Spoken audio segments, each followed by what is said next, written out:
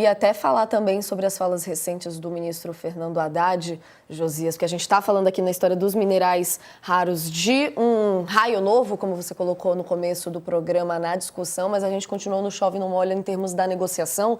E aí o ministro Fernando Haddad chegou a dizer que a família Bolsonaro e aliados deles precisam abrir o caminho, sair do caminho para que o governo federal consiga negociar o tarifaço com os Estados Unidos, destacando que o governo está pronto para negociar, mas tem uma força política interna, como a gente vem discutindo aqui. São duas batalhas simultâneas ali, né, Josias? A da negociação em si e essa política. Queria uma avaliação sua de que ponto que a gente chega agora no fim da semana e esse discurso do Haddad pode ressoar ali nessa questão da união, no sentido de sensibilizar, como ele usa ali nas palavras, a população e os apoiadores de Bolsonaro para parar com esse tipo de iniciativa?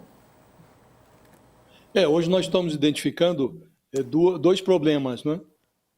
Um problema é a dificuldade do governo Lula de encontrar assunto com a gestão do Donald Trump nos Estados Unidos.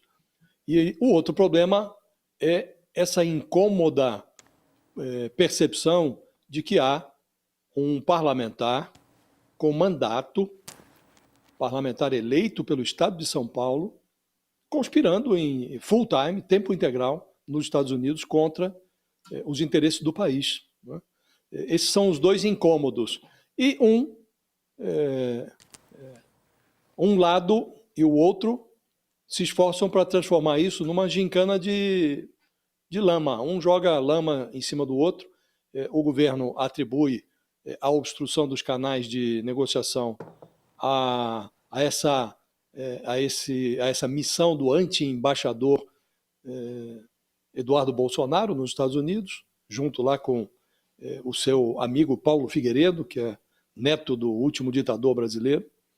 E o outro lado, inclusive o Flávio Bolsonaro, o senador primogênito do clã Bolsonaro, disse que o Fernando Haddad utiliza o trabalho do Eduardo Bolsonaro como uma muleta para tentar justificar a debilidade do governo, que não consegue estabelecer ou abrir canais de negociação com o governo brasileiro, né?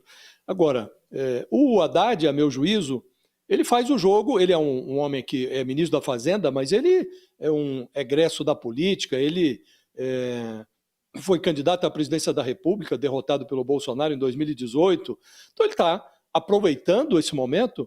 E faz bem do ponto de vista político, isso deve ser feito, para grudar na família Bolsonaro, para grudar nos governadores bolsonaristas, esse selo do trumpismo, este selo que hoje coloca esses governadores numa situação muito delicada. Governadores que aqui no Brasil adornaram as suas cabeças com o boné do Make America Great Again, o boné da campanha do Donald Trump, e agora estão em maus lençóis, porque num primeiro momento até festejaram a aliança firmada entre a família Bolsonaro e o Trump. Depois eles perceberam que precisavam se reposicionar em cena, porque governador Romeu Zema, de Minas Gerais, governador Tarcísio de Freitas, de São Paulo, eles comandam estados que que vão perder muito com essa obstrução que o Trump promove às exportações do Brasil, né?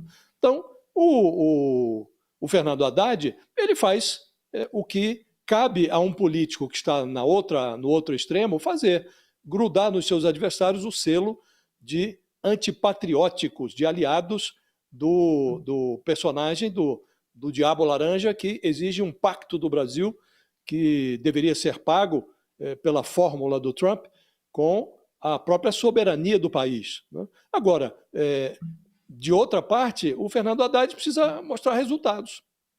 E está com dificuldades para mostrar, porque o governo não tem interlocução, o governo brasileiro não tem interlocução com a Casa Branca. Então está lá, amarrando um pacote de providências para socorrer os exportadores brasileiros. Então os dois lados têm as suas deficiências, né? Agora, é incontornável que o bolsonarismo seja chamado à sua responsabilidade, né? Porque é preciso que em algum momento esses governadores bolsonaristas, esses integrantes da facção bolsonarista no Congresso, em algum momento eles precisam queimar em praça pública esse boné do Trump. Eles precisam se afastar do Trump. Eu costumo dizer, Natália, que algumas pessoas esqueceram de ouvir os conselhos das mães. Toda mãe inclui ali, entre aqueles conselhos vitais que dá aos filhos, o conselho de tomar cuidado com as más companhias. Então, na cartilha de qualquer boa mãe, as más companhias são mais perigosas do que germe de corrimão, sujeira de cédula de dinheiro, vento encanado, manga com leite. E esses bolsonaristas no Brasil, eles esqueceram de ouvir as recomendações da mãe, né?